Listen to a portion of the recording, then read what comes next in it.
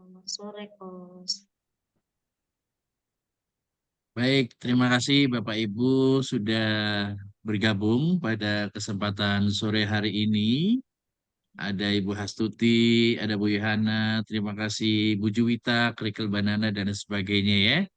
Baik, selamat datang kami ucapkan dalam kegiatan Beguru, Belajar Bersama Guru, yang diselenggarakan oleh Kedeputian Sosial Budaya dan Pemberdayaan Masyarakat Otorita Ibu Kota Nusantara dan Direktorat Pemberdayaan Masyarakat. Mohon izin saya Farid sebagai tenaga ahli pemberdayaan masyarakat bidang UMKM di Otorita Ibu Kota Nusantara. Pada sore hari ini akan menjadi tuan rumah sekaligus MC untuk bersama Bapak Ibu semuanya untuk belajar sore hari ini ya. Alhamdulillah hari ini kita sudah kedatangan guru-guru yang sangat luar biasa.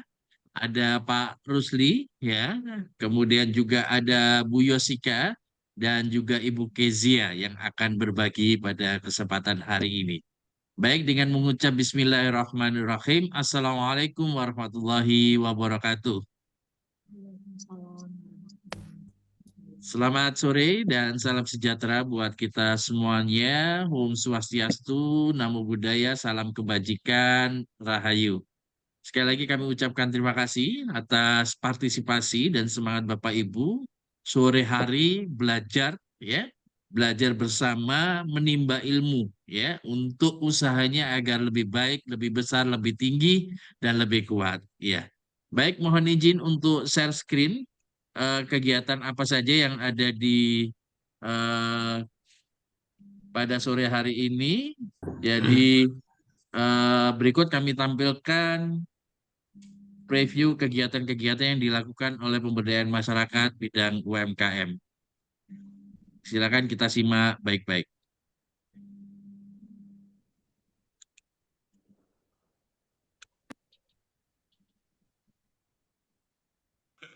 Ibu semua, yang saya lihat di sini adalah wajah-wajah yang sangat optimis yang akan jadi pengusaha dan juga wirausaha di Ibu Kota Nusantara.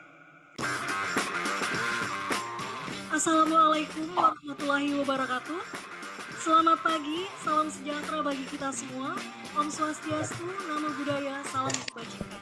Rasa syukur kita panjatkan kehadirat Tuhan Yang Maha Esa atas rahmatnya sehingga kita dapat berkumpul bersama dalam acara sosialisasi dan pendampingan pengembangan program industri kecil menengah di Ibu Kota Nusantara. Kegiatan ini adalah dalam rangka menyiapkan warga IKN, mitra IKN untuk tidak menjadi penonton ketika kita sudah ramai nanti. Kegiatan hari ini di samping untuk pendampingan kepada UKM yang sudah ada, juga kita akan melakukan sertifikasi halal dan kita juga punya cita-cita untuk menjadi halal center, membuka halal center di IKN. Jadi kami membantu para UMKM 5 tahun belakangan ini memang membantu proses akselerasi. Jadi hari ini saya bawa sedikit rombongan Pak Kepala, Pak Deputi, dan Bapak Ibu semua. Kami punya tanggung jawab sosial sebenarnya membantu bagaimana program-program Kemenparekraf ini efek ke masyarakat terutama UMKM. Tentu saya senang sekali. Bapak sekalian, yang pagi ini saya lihat keren-keren, semangat dalam kita semua membangun UMKM, Bapak sekalian. Meskipun kecil, tetapi perannya sangat besar. Bahwa UMKM ini tidak hanya di Indonesia, tapi di belahan dunia manapun juga berperan sangat baik. Jadikanlah IKN ini sebagai kota yang tidak hanya nanti akan layak huni, yang modern, yang inklusif, yang tangguh, tapi juga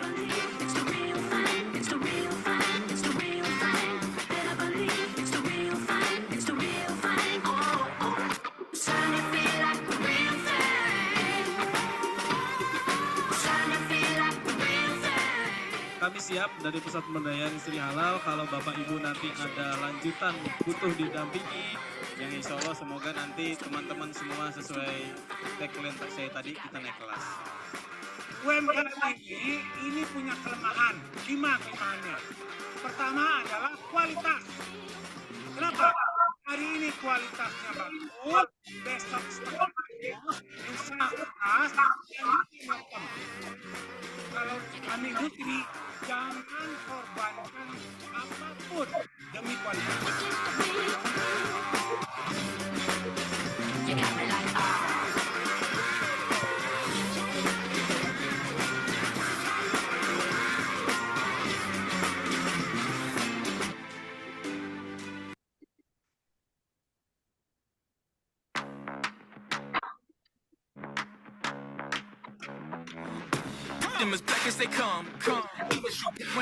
Pak Jokowi menyampaikan bahwa transformasi ekonomi menjadi landasan menuju Indonesia maju sesuai visi 2045 dan UMKM itu akan menjadi suatu guru ekonomi Indonesia.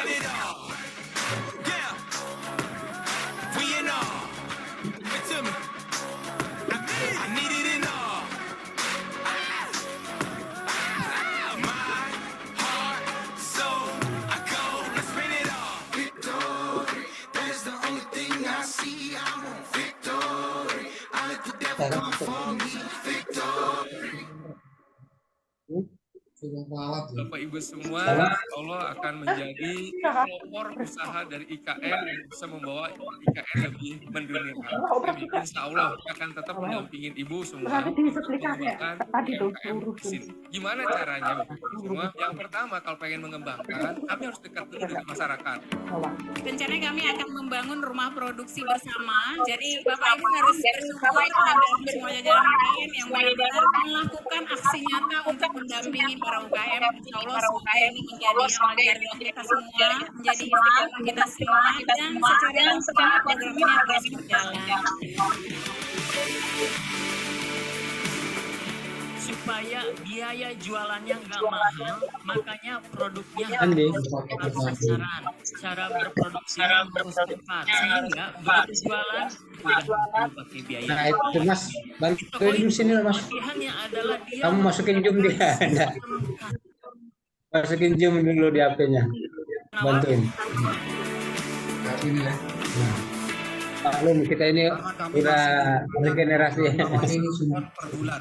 Bisa nggak kita mengikuti proses atau program ekspor tersebut, Pak Wisnu? Ya, jauh langsung bisa Pak. Tadi kan saya bilang, kami sudah punya organisasi yang mengklaim bahwa mikro bisa ekspor.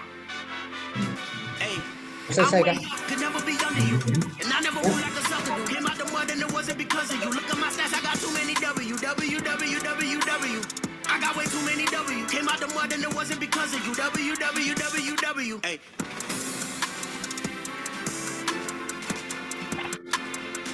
Bagaimana caranya itu mungkin syarat-syaratnya apa dan ketentuannya bagaimana. Sosbud bebas. Kalau Ibu di Bengkulu ada kantor pos Waru yang bisa terdekat. Jadi silakan Ibu kalau misalnya menyimpan produknya di kantor pos Waru juga silakan. Itu free Ibu. Minimalnya. I'm way up, could never be under you. And I never would like a sucker do. Came out the mud and it wasn't because of you. Look at my stats, I got too many W.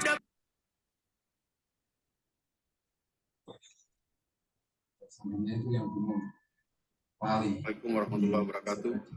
Rekan saya para pelaku UMKM di dalam delineasi kota Nusantara, tentu kita berpikir hari ini, besok, dan ke depan adalah sebuah lompatan-lompatan yang harus suka tidak suka harus kita lalui. Saya ingin menyampaikan beberapa hal. Yang pertama, jangan pernah berhenti untuk belajar, untuk memperbaiki kualitas produksi, memperbaiki kemasan, kemudian untuk memperbaiki hubungan kerja, hubungan bisnis, hubungan pasar dengan pihak manapun.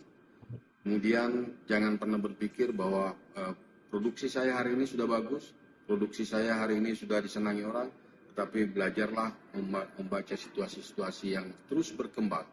Kita harus berani berpikir bahwa keadaan hari ini di KN bukanlah keadaan yang sesungguhnya. Akan ada sebuah peradaban yang begitu tinggi, dengan digitalisasi, dengan perubahan-perubahan berbagai macam aspek kehidupan, perilaku. Tak kasih tanda Nur, berapanya? Pada rekan-rekan saya semua yang sedang berjuang di UMKM, jangan pernah berhenti untuk belajar dari siapapun. Jangan pernah mengeluh ketika itu gagal.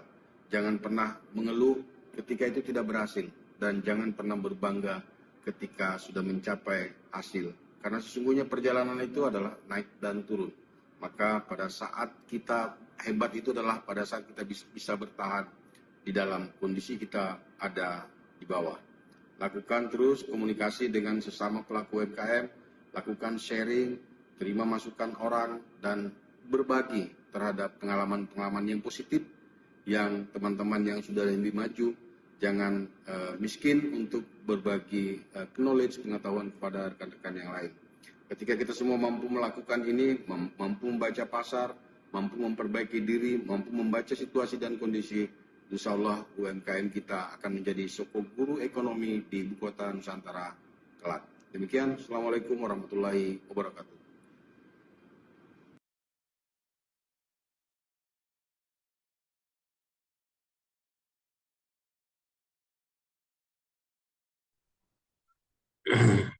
Ya, selamat sore Bapak Ibu. Jadi mengingatkan kegiatan berguru ini, mari kita sama-sama meniatkan diri bahwasanya kita di sini adalah untuk belajar dan meningkatkan kapasitas diri. Kemudian senantiasa open camera ya, karena selama kegiatan dan menggunakan VB ya sebagai bentuk keberkahan, juga mute mic ya. Kalau masih belum ada yang menggunakan VB tidak apa-apa, tapi sebisa mungkin mic-nya dimatikan, baru nanti ketika ada kegiatan tanya jawab baru dinyalakan ya mic-nya. Untuk open cam selalu ya dimaksimalkan. Namun kalau misalkan kendala jaringan dan sebagainya tidak apa-apa ya Bapak Ibu ya. Kemudian selanjutnya bahwasanya berguru ini adalah kegiatan peningkatan kapasitas pelaku UKM binaan otorita yang terus belajar secara terus-menerus, yang haus akan ilmu, yang merasa bahwasannya saat ini usahanya masih kecil, ya, ingin meningkatkan kapasitas diri, maka berguru inilah ya sebagai solusinya. Berguru ini adalah kegiatan reguler yang diadakan selama sebulan 2 kali atau 2 minggu sekali secara online atau daring, Bapak Ibu, ya. Jadi yang baru pertama kali bergabung dengan berguru, saya ucapkan selamat datang. Nah, kegiatan ini juga nanti akan diadakan offline dengan mendatangkan narasumber para trainer, para instruktur, para coach dari nasional, bahkan di level internasional. Ya, perlu diketahui jaringan kami, jaringan trainer kami itu ada yang sampai di Amerika Serikat. Jadi ketika di sana nanti jam 7 pagi, maka di sini 7 malam. Bisa jadi nanti berguru ini agendanya nggak jam 3 sore, tapi bisa jadi jam 7 malam atau jam 7 pagi, ya, karena menyesuaikan dengan waktu yang ada di Amerika Serikat. Kemudian sebutan guru adalah para trainer, Bapak Ibu, atau coach atau mentor, praktisi, akademisi, profesional, baik skala nasional maupun skala internasional. Sementara guru IKN adalah para pelaku usaha UMKM di IKN yang berkeinginan untuk berbagi dan sharing pengalaman dalam membangun usaha. Tentu usaha itu mudah, tapi juga usaha juga tidak mudah, ya. Banyak sekali asam garam yang harus dilalui oleh para pelaku UKM. Oke, selanjutnya Bapak Ibu, ya, ini adalah rundown-nya, ya. Kemudian mari ini adalah program kegiatan UMKM Bapak Ibu bulan Juli, ya. Bulan Juli jadi ada kurasi visual branding usaha, kolaborasi antara Direktur Pemberdayaan Masyarakat dan Visipol Unmul. Kemudian juga ada nanti kurasi e-katalog, ya, e-katalog. Jadi nanti Bapak Ibu kalau aktif ikut berguru dan juga aktif di grup, maka produk Bapak Ibu, fotonya, informasinya, harganya dan lain sebagainya akan kita masukkan di e-katalog produk UMKM Destinasi Ibu Kota Nusantara. Tentu menjadi bagian dari binaan Otorita Ibu Kota Nusantara. Kemudian kami juga merencanakan bagi Bapak Ibu yang memiliki jiwa pengabdian, jiwa sharing, ingin terus menumbuhkan teman-temannya, ya. Kita rencana akan mengadakan TOT, Training of Trainer, pendamping UMKM BNSP, ya. Kita bayarin semua, kita inapkan di hotel, ya. Yang diperlukan dari Ibu adalah kesiapan untuk belajar dan juga berbagi ilmu, sekaligus pendamping halal dan Fasda BPOM. Nah, nanti siapa-siapa yang mau daftar, nanti tinggal japri ke saya, ya. Terus kegiatan kita ini berguru online akan kita adakan tanggal 10 dan tanggal 24, ya. Jadi tolong dicatat, ya, kalau yang hari ini belum hadir nanti disampaikan ke teman-temannya, tanggal 24 nanti ada agenda berguru, ya. Daripada kita jauh-jauh, kita bisa cuma modal kuota saja. Atau kalau mungkin nggak ada kuota, tinggal ke tetangganya minta wifi tetangganya, ya.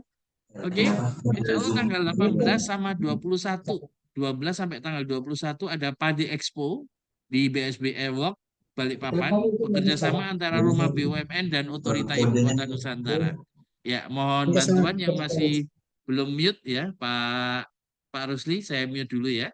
Mohon maaf. Sayangnya tanggal 18 sampai 21 ini kuotanya sudah penuh Bapak Ibu.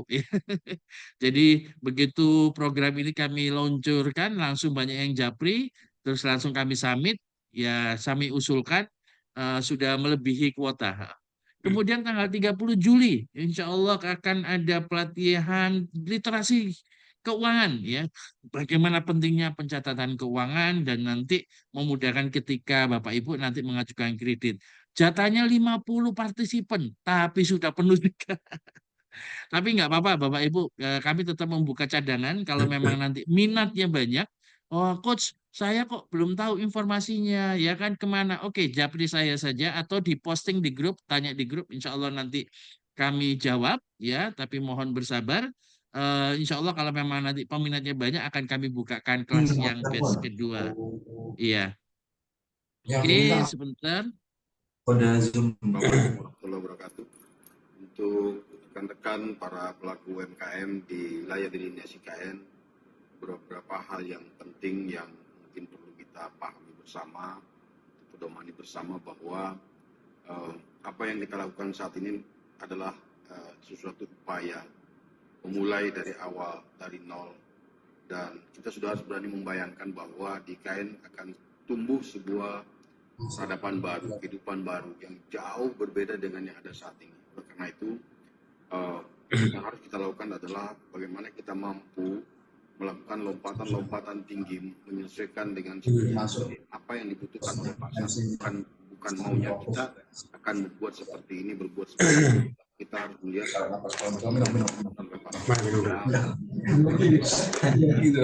daya saing bisa diterima oleh para konsumen.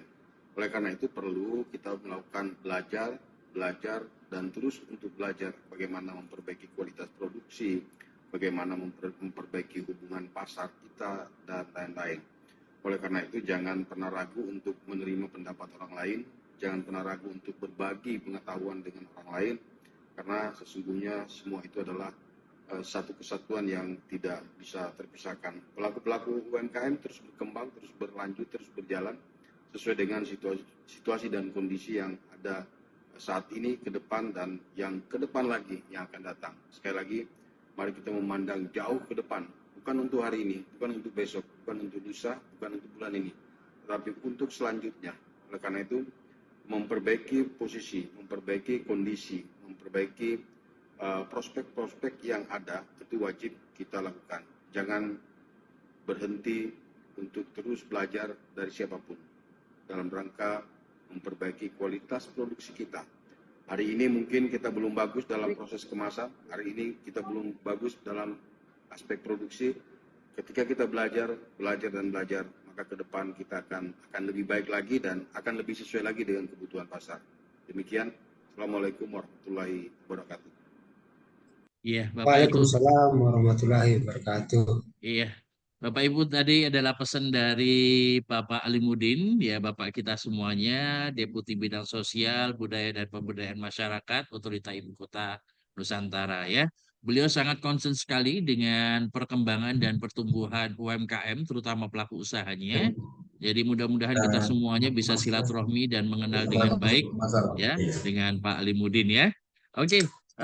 Langsung saja, harusnya sedianya Direktur Pemberdayaan Masyarakat akan bergabung dengan kita.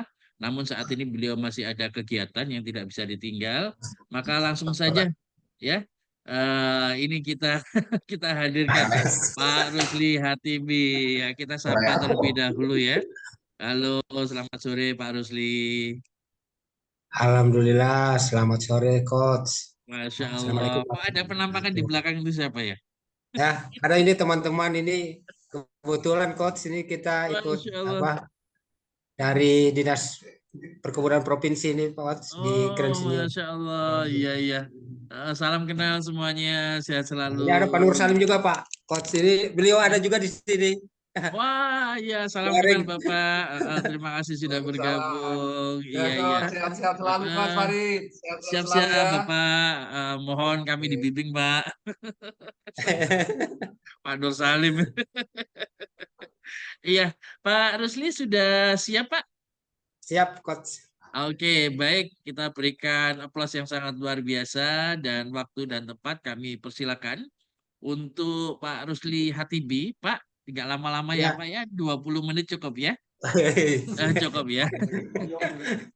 Baik, sebentar Ya, saya makasih. share screen terlebih dahulu. Oke. Siap. Silakan Pak Rusli. Ya, terima kasih Coach. Assalamualaikum warahmatullahi wabarakatuh.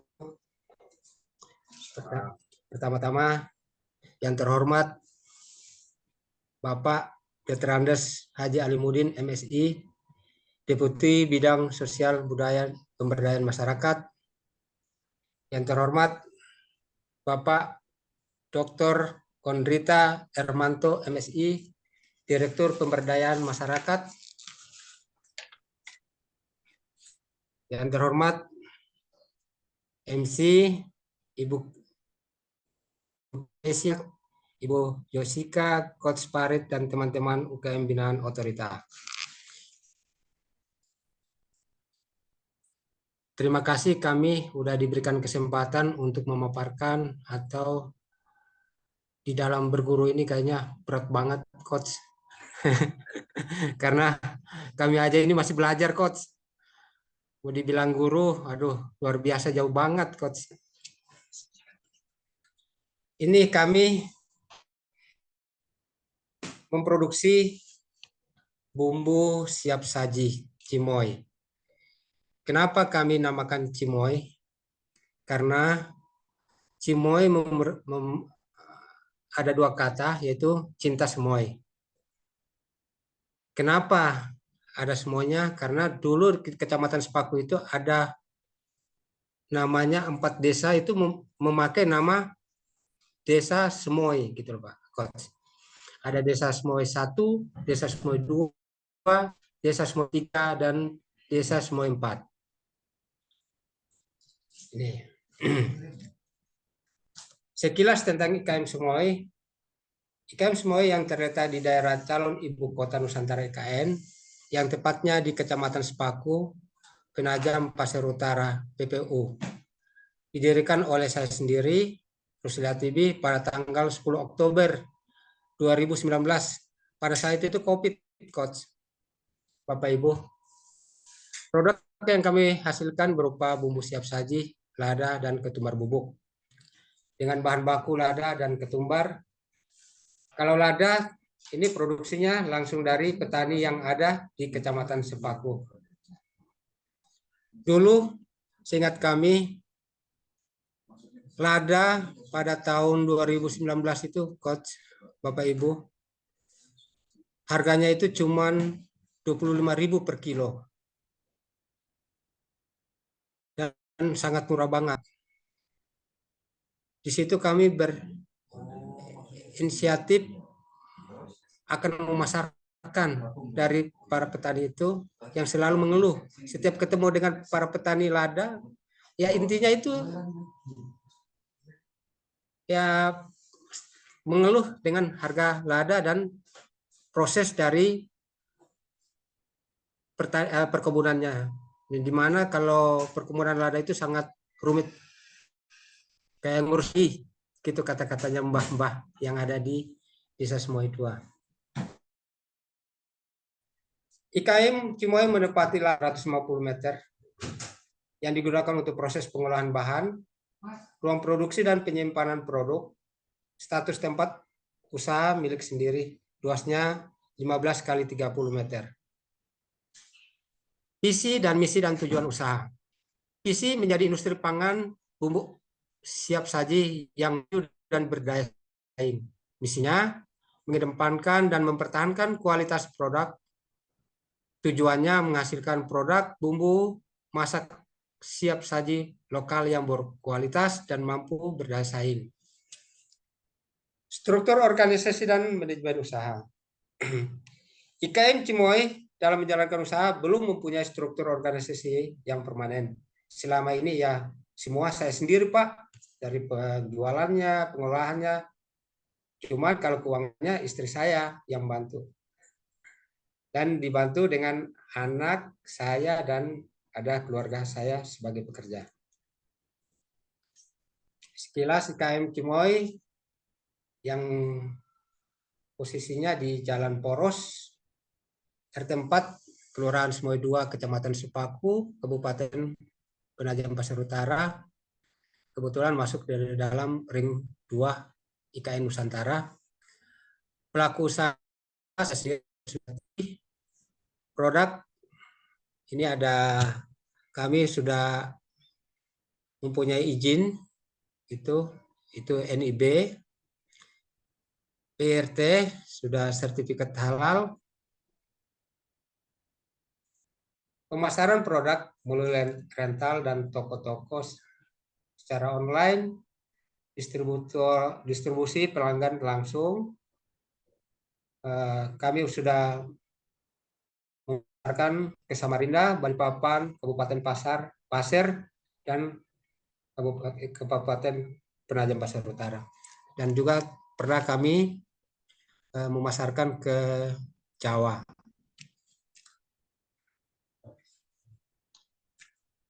Di sini kami telah ada juga kita mempromosi, Pak Coach, ini pameran TEI. Pernah kami diajak dari Pak Limudin langsung mengawal di Tangerang di TEI BSD City Tangerang 18-23 Oktober 23 kami telah ikut pameran trade export. Di sini kami juga belajar business matching dengan calon-calon buyer dari luar negeri, baik dari Dubai, dari Moskow, Paris, Prancis, Australia. Ini kami dikawal sama Pak Limudin. Proses produk pertama kami awal produksi itu peralatan masih sederhana. Prosesnya pengeringan bahan baku, butiran lada, bubuk lada, menggunakan energi alam panas matahari dan untuk mengeringkannya. Alat penggiling yang sederhana yaitu kami cuma menggunakan 2 blender coach itu sampai rusak, dan kami telah membelikan mesin tapi yang kecil, skalanya masih kecil waktu itu. Tapi alhamdulillah saat ini kami dibantu oleh dari Kementerian Perindustrian, dari UPT Baristan, kami dikasih alat yaitu open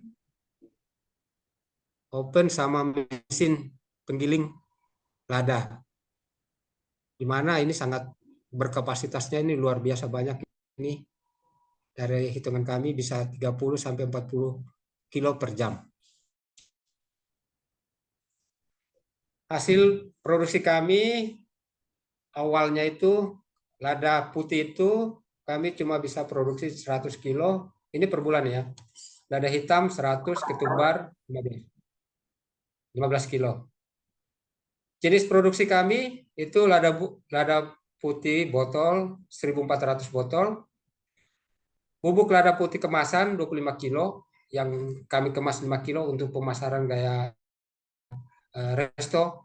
Nah, di sini kami juga ada mitra kayak rumah makan Bondi, ada beberapa hotel yang ada di Balikpapan juga yang kami supply. Bumbu lada hitam botol itu 1.300 botol, bumbu lada hitam kemasan 25 kilo, dan bubuk ketumbar botol 290 botol. Rencana dan harapan ke depan. Rencana itu meningkatkan kapasitas produksi,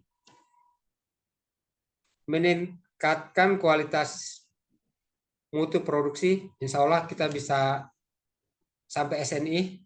Saya berusaha terus ini Pak, saya coach. Berusaha sampai kita dapat SNI ini coach. Alhamdulillah kami juga disponsori dari Baristan. Meningkatkan efisiensi produk, memperluas marketplace, perbaikan produksi. Kami juga ada permasalahan, yaitu kebutuhan infrastruktur dan peralatan peningkatan kurang, kami rasa kurang, pemanfaatan digital marketing belum optimal, pencatatan keuangan masih manual, keterbatasan SDM pekerja kurang, keterbatasan pemasaran juga masih kurang. Tapi kami punya keunggulan juga di sini.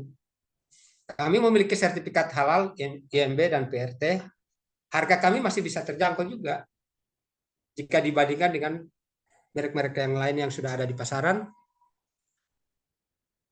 Dan kami juga mendapat informasi dari Dinas Perkebunan Provinsi bahwa kadar lada untuk Kalimantan Timur itu paling tinggi. Dan itu keunggulan kami. Nah, ini produk penyedap setiap masakan kami. Itu produk ada botol ini. Lada, ketumbar, terus penjualan dan pemasaran. Segmen pelanggan kondisi saat ini rumah makan, pasar tradisional, toko swalayan, koperasi, dan kami juga bekerja sama dengan koperasi Disbun Provinsi Kalimantan Timur. Rencana pengembangan usahanya memperluas pelanggan dengan penjualan online, pemasaran produk, promosi dilakukan sendiri melalui media sosial, Facebook, WhatsApp, WA, Instagram, dan terkadang mengikuti expo yang tadi sudah kami paparkan, yang baik dilakukan oleh Pemda maupun dengan otoritas. Promosi akan mencoba melibatkan pihak-pihak ketiga melalui medsos, menambah mitra dan binaan. Target penjual saat ini hanya masih di sekitar wilayah Kabupaten Penajam Pasir Utara, Balikpapan, Samarinda dengan mobile dan outlet sendiri. pemasaran untuk rencana pengembangan itu pemasaran di seluruh wilayah Kalimantan, Kaltara, Kalsel, Kalteng. Mudah-mudahan kita bisa sampai Sulawesi dan ke Jawa. Perizinan yang dimiliki, kami memiliki persyaratan izin itu NPWP, NIP, halal, PRT, dan kami sudah masuk dalam Sistem Informasi Industri Nasional atau INAS. Insya Allah persyaratan tingkat komponen dasar dalam negeri dan merek dari Kemenkumham RI dan izin edar dari BPOM saat ini dalam proses pengurusan, semoga tahun 2024 sudah terbit sertifikatnya. Ini kami dapat dibantu dari Baristan ini Pak Coach untuk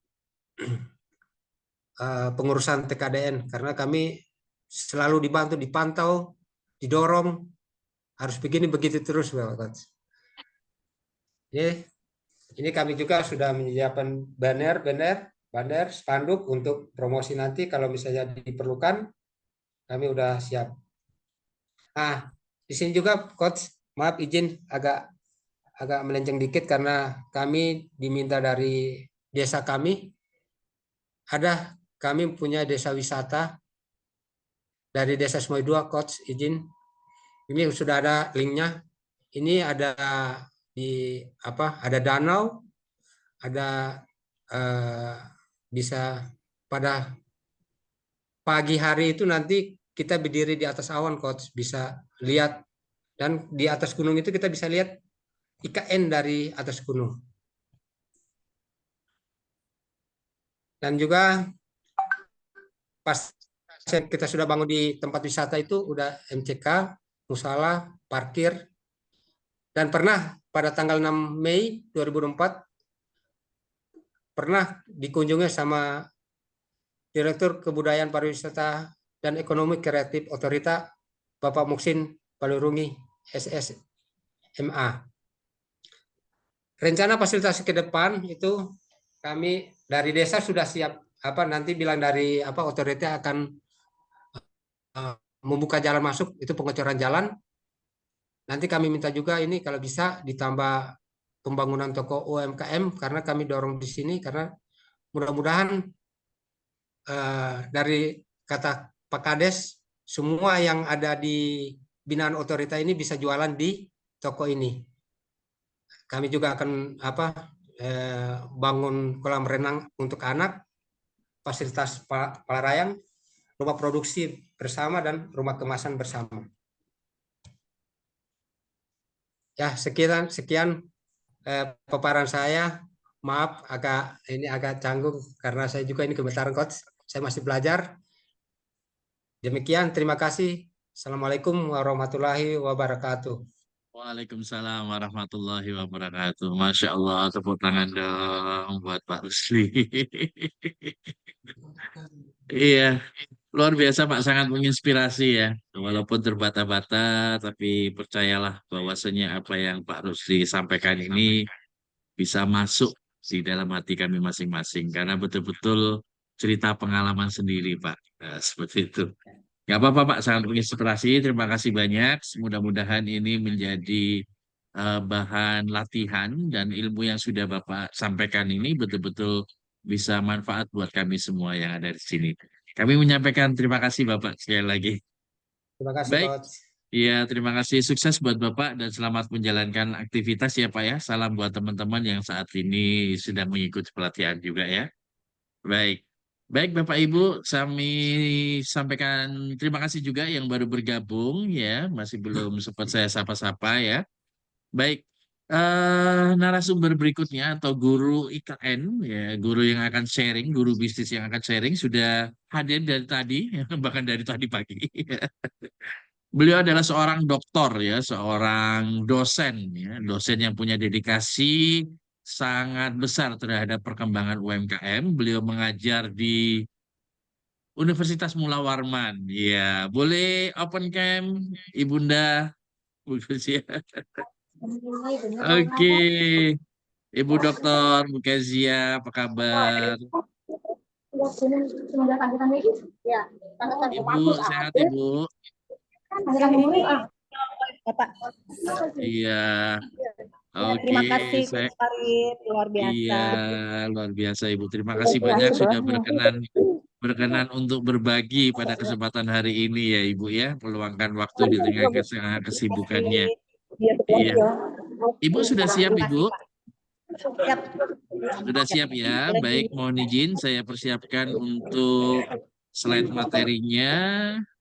Bentar. Suara saya terdengar dengan baik Ibu? Harian. Sudah Mbak.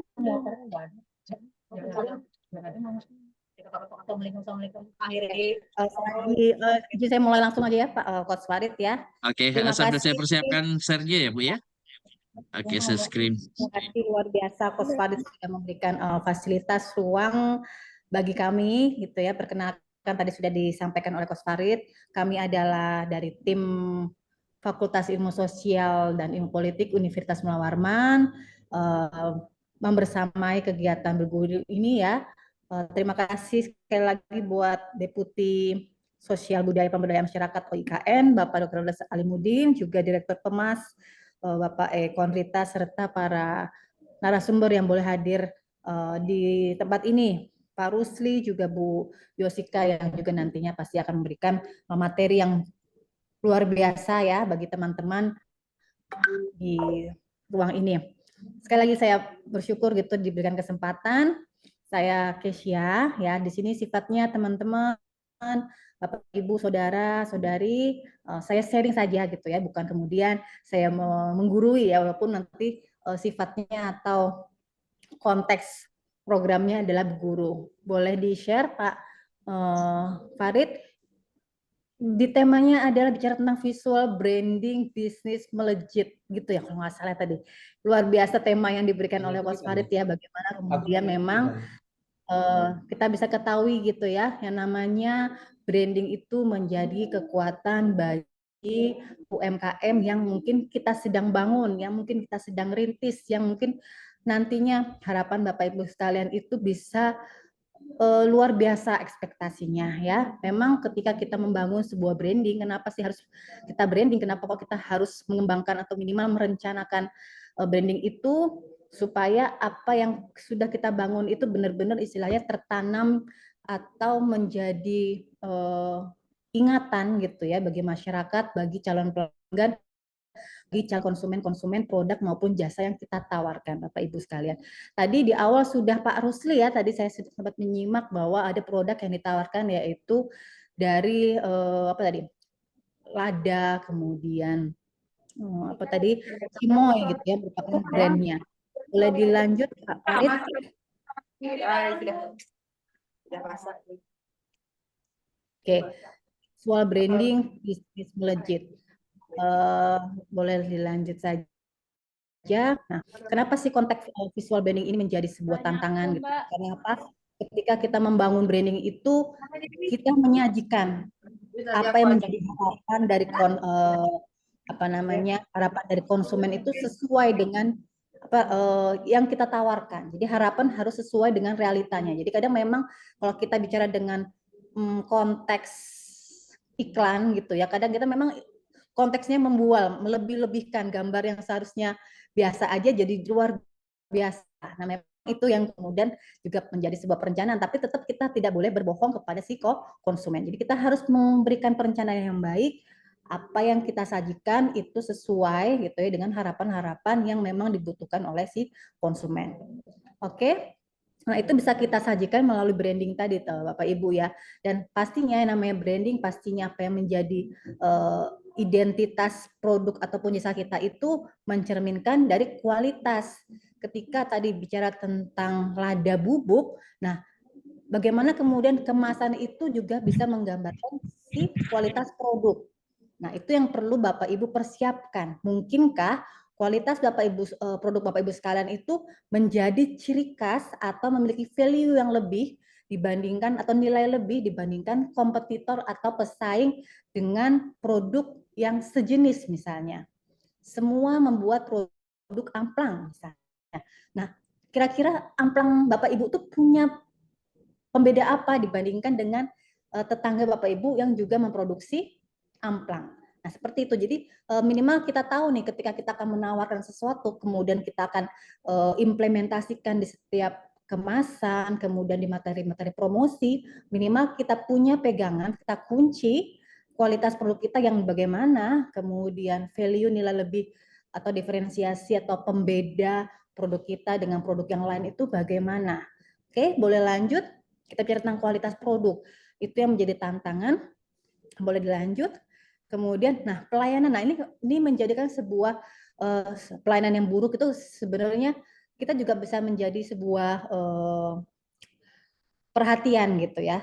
Kita memberikan, kita jualan, tapi ternyata justru pada saat kita jual beli, proses transaksi itu di pelayanan kita yang nggak baik. Nah itu akhirnya menyebabkan branding kita, citra kita, image kita menjadi buruk. Padahal kita sudah merencanakan dengan baik segala macam elemen-elemen visual sehingga image atau citra produk kita baik, tapi ketika konteksnya pelayanan itu buruk, akhirnya citra pun menjadi buruk.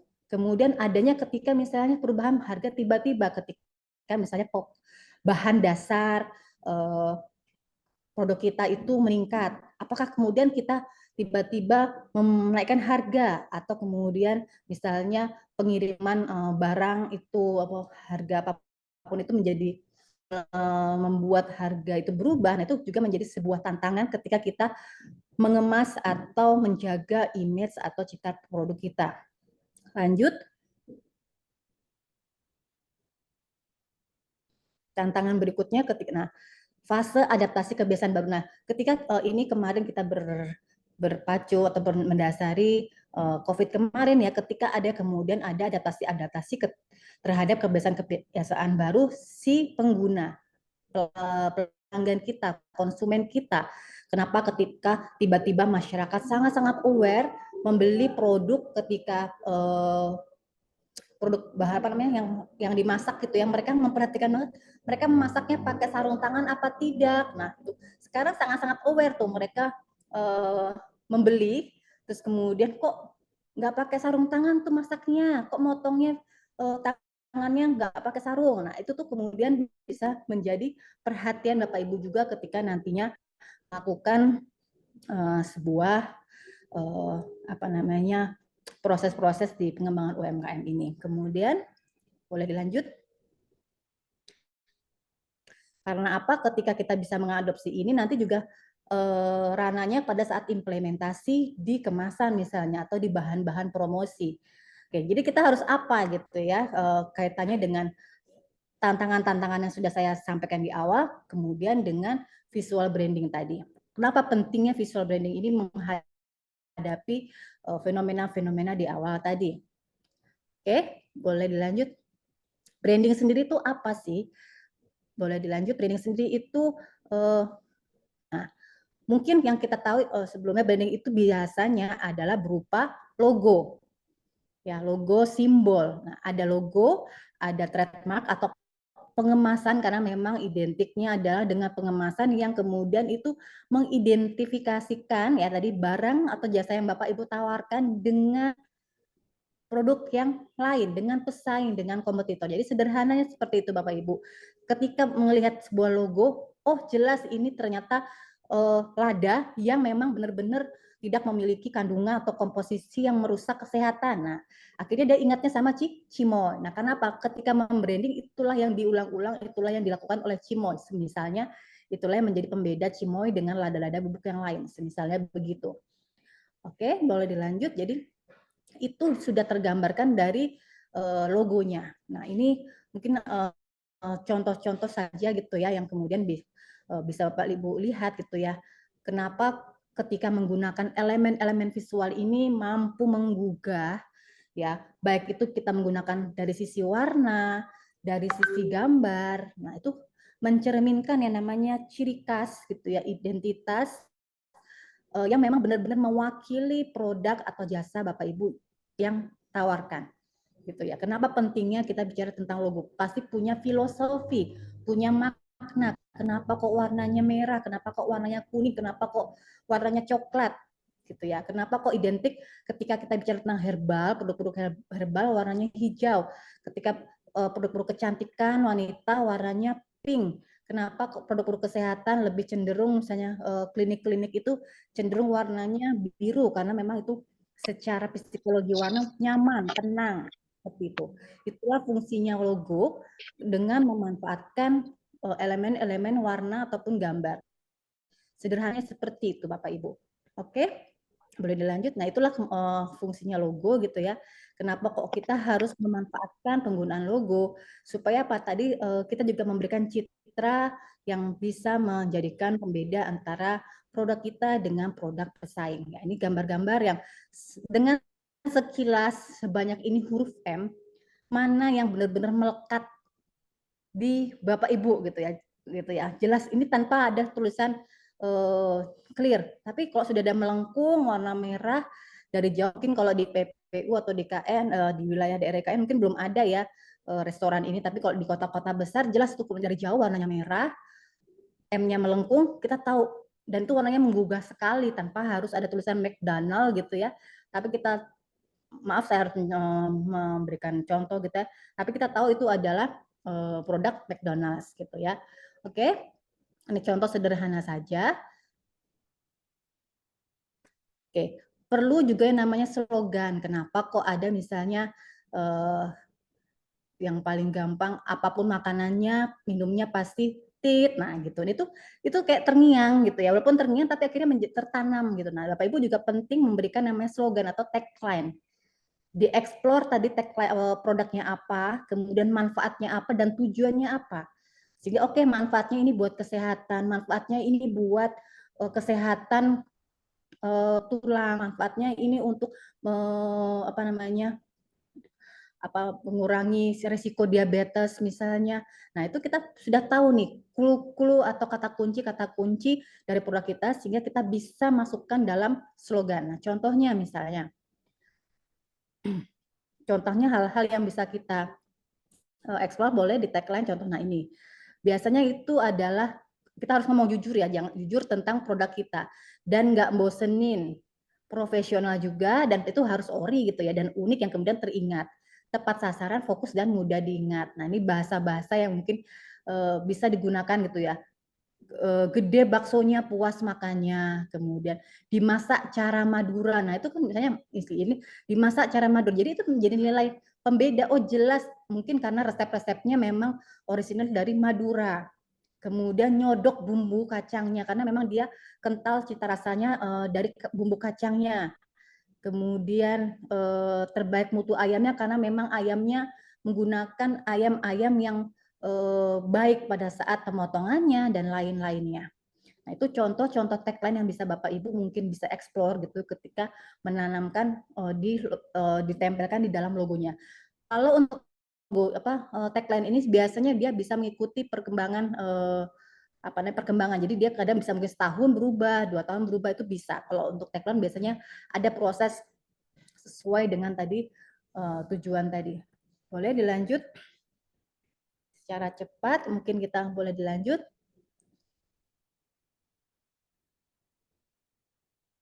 Dengan kambing kualitas prima. Boleh. Nah, intinya adalah kuncinya konsisten. Jadi sejalan gitu ya, konsisten antara logo dengan keinginan atau harapan si owner, keinginan harapan si empunya, konsisten dari visi misi perusahaannya, kemudian ke logonya, ke tagline-nya itu konsisten dan harus punya value, pembeda, nilai lebih. Dan ini kemudian kita buat yang namanya komunikasi prosesnya melalui mengembangkan mereknya itu melalui proses komunikasi. Nah, caranya bagaimana? Boleh lanjut. Tadi setelah yang kita buat logo, sudah ada logo, nanti kita implementasikan. Boleh dilanjut, Bapak? Prosesnya bagaimana gitu ya? Proses mengkomunikasikan keberadaan tadi gimana? Boleh dilanjut, Kak? Nah, ini contohnya itu berupa elemen visual logo. Ada berbagai macam gimmick yang bisa diletakkan di mana-mana. Misalnya bukan hanya kemasan, misalnya bisa di stationery atau mungkin di seragamnya, kemudian di topi kokinya atau ketika penyajiannya bagaimana. Jadi visual yang sudah kita siapkan itu bisa ditempel di mana-mana sehingga bisa meng-branding, sehingga bisa memberikan pengingatan yang berulang-ulang gitu ya dengan berbagai macam media. Nah, fungsi verbalnya tadi ketika misalnya contohnya mohon izin ketika saya melihat Panglima Duren Panglima ini dia bagaimana prosesnya gitu ya dari dia berjualan di pinggir dengan menggunakan sepeda gitu ya, kemudian sampai ke punya outlet, dia punya lewat proses branding yang cukup baik gitu ya. Nah, bagaimana kenapa kok padahal itu sebenarnya durian, tapi dia memberikan gambar secara visual itu sebenarnya gambar dari rotinya. Nah, bagaimana dia menciptakan bahwa rotinya dia tuh benar-benar rasanya ketika kita mengkonsumsi buah durian asli. Nah, itu proses-proses mengkomunikasikan merek itu seperti itu. Dia tahu nih bedanya roti gembong dia dengan roti yang lainnya. Itu dirancang dari awal, kita punya cara-cara seperti itu. Oke, lanjut. Kemudian setelah tahu tadi, dia akan coba menginformasikan hal tersebut kepada konsumen misalnya dengan cara nih, 8 alasan memilih roti durian Panglima. Dia jelas memberikan informasi bahwa gulanya asli. Nah, apa? Target yang dia target adalah maksudnya target yang mereka tuju adalah ketika mungkin mereka yang mengurangi konsumsi gula dan lain-lain gitu misalnya, atau jelas dia bicara tentang menggunakan susu bubuk dan susu UHT full cream. Nah, jadi bagaimana mereka menceritakan gitu ya, menceritakan ini loh produk kami itu begini. Itu clear mereka ceritakan. Ini contoh yang mungkin kita bisa ya karena baik gitu ya, kita bisa memberikan hal begini untuk dicontoh gitu dengan memang menggunakan apa yang kita miliki. Jadi ceritakan filosofinya bagaimana.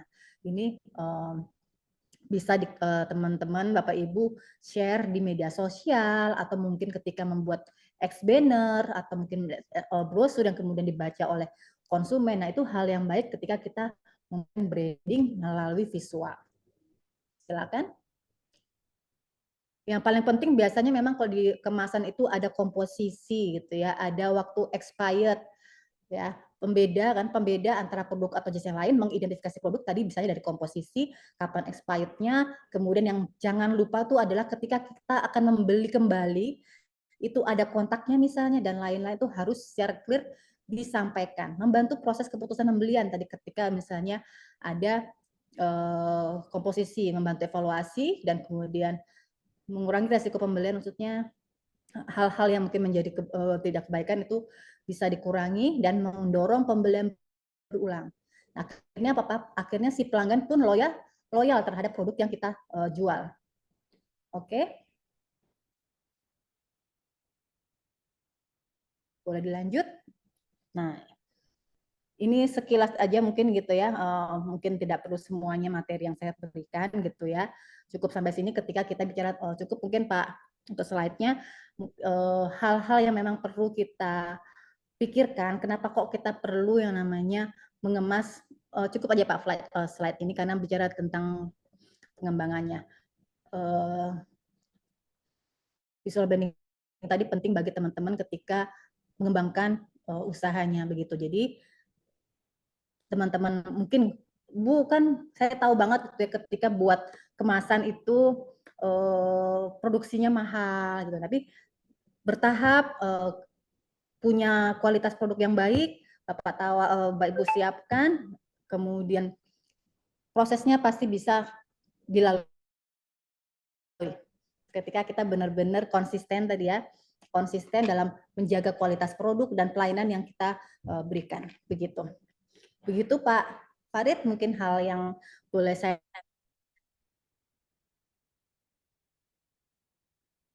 sekalian penggiat UMKM boleh tetap berproses gitu ya, tetap bertahan dan memperjuangkan agar bisnisnya bisa melenting, melejit ya, salah saya tadi, melenting. Kok saya bisa melejit ya? Maaf berarti. Maaf. Nggak apa-apa, nggak apa-apa. Kurang tua kayaknya. Iya. Masya Allah. Ilmunya 20 menit, tapi sesungguhnya kalau belajar langsung di Universitas Mula Warman bisa 8 tahun ya Bu ya? 8 tahun. Ya Pak, begitulah. Iya. Ya, ini sangat beruntung sekali ya buat Bapak Ibu yang pada hadir pada sore hari ini bisa belajar langsung dengan Ibu dosen ya, Ibu Doktor, Ilmu Komunikasi Universitas Mula Warman. Ya. Ini mungkin ada yang chat juga, Japri ke saya, Bu Dokter, gimana bisa dibantu Kak? Saya ini punya produk, tapi saya ini gaptek, pengen bikin logo dan lain sebagainya gitu. Bu Kezia bisa disampaikan mungkin ada program terkait desain visual atau visual branding untuk bagi para UMKM yang pada hadir pada sore hari ini, Bu Ibu? Siap. Ya, Bapak Ibu, ini ada program yang mungkin kami akan lakukan dari Fakultas Ilmu Sosial dan Politik terkait pengabdian masyarakat, ya, ada memfasilitasi visual khususnya logo ya, perancangan identitas visual usaha. Jadi akan kami tawarkan kepada 3 sektor UMKM. Pertama adalah kuliner, kerajinan tangan, dan fashion. Jadi ini yang akan kami coba saring gitu ya dengan syarat-syarat atau kriteria yang sudah ada di flyer ini. Jadi memang yang kami tuju di sini adalah bagaimana sebenarnya kami targetnya masih di UMKM yang berada di bawah binaan otorita IKN gitu ya. Jadi memang kami berupaya memberikan kontribusi gitu ya terhadap pengembangan UMKM di IKN. Kemudian UMKM yang memiliki muatan lokal atau khas Kalimantan Timur. Lagi-lagi kita berdiri di Kalimantan Timur, jangan sampai muatan-muatan lokal dari Kalimantan Timur itu hilang gitu ya. Jadi kita bantu gitu ya untuk benar-benar kekhasan muatan lokal Kalimantan Timur itu tidak hilang ketika diserbu oleh masyarakat atau warga dari luar Kalimantan Timur. Kemudian pastinya berlokasi di wilayah implementasi IKN dan belum memiliki logo ya, karena memang fokusnya atau outputnya adalah nanti logo, dan harus punya produk sendiri Bapak Ibu yang memang diproduksi, bukan yang reseller ya, kemudian sudah memiliki legalitas usaha. Jadi nanti ini ada barcode ya yang sudah ada di layar, boleh Bapak Ibu isi dan nanti kami mencoba saring gitu ya, akan melakukan penyaringan yang mana yang sesuai dengan kriteria yang kami berikan ini. Jadi satu sektor kuliner satu, akan ada 3 ya Bapak Ibu, 1 kuliner, 1 kerajinan tangan, dan 1 fashion.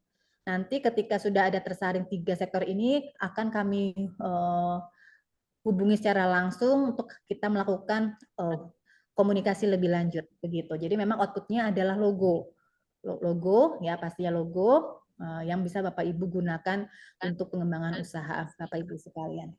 Begitu Pak Farid. Iya, menarik sekali.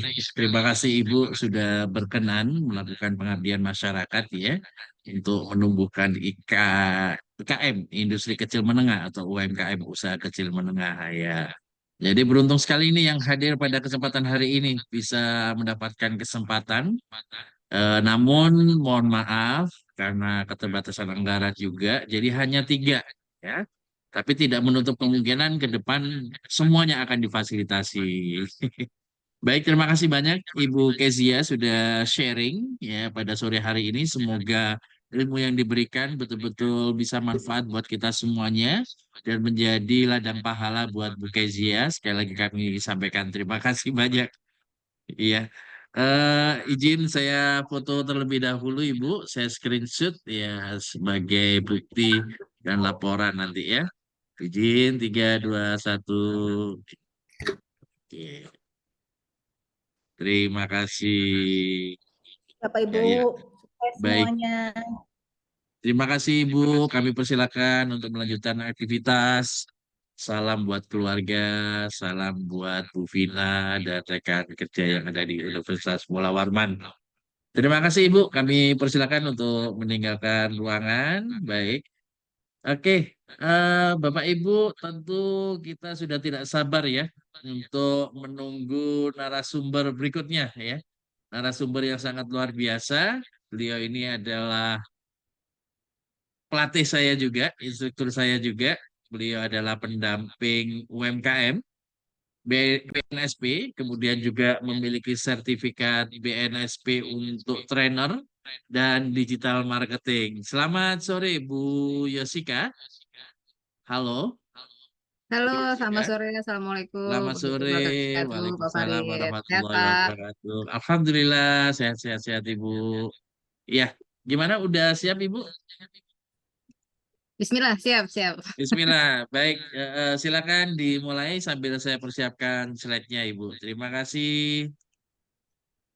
Pak Farid. Assalamualaikum warahmatullahi wabarakatuh, teman-teman, Bapak Ibu, penggiat usaha ya, pelaku usaha di Otorita IKN. Boleh kasih jempolnya nggak? Nah, senyumnya mana senyumnya? Oke, senyumnya masih semangat pagi ya. Kalau Senyum nggak senyum apa-apa, harus asal rata, jangan kata Pak Farid ya. Nggak boleh tinggi jangan sebelah. disuruh untuk melihatkan mata genitnya mana. Silakan Bunda. Iya. Baik, kalau saya lihat ini beberapa ada yang udah saya kenal. Apa kabar Acil Nurul, Kakak Rasma, siapa lagi ya Ibu Yeni. Tapi saya nggak buka ya. Apa kabar Ibu Yohana dari tadi open cam terus. Oke, semangat ya Bu ya, semangat. Oke, baik Bapak Ibu, saya mau tanya dulu sih. Selama ini Bapak Ibu menggunakan WhatsApp itu WhatsApp-nya yang biasa atau yang bisnis?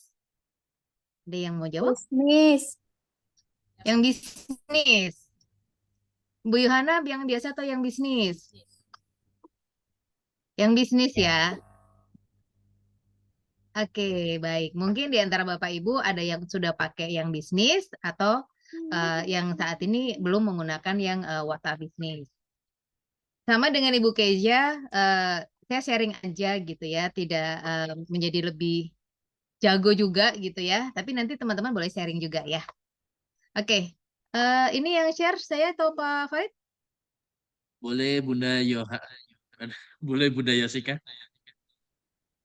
Oke, sebentar. Oke.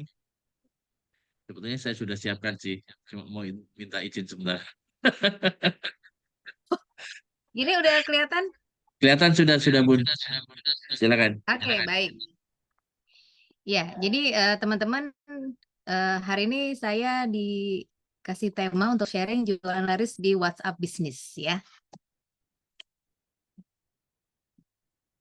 Oke, yang pertama tak kenal maka tak sayang. Nah, mungkin tadi sebagian udah dikenalin sama Pak Farid.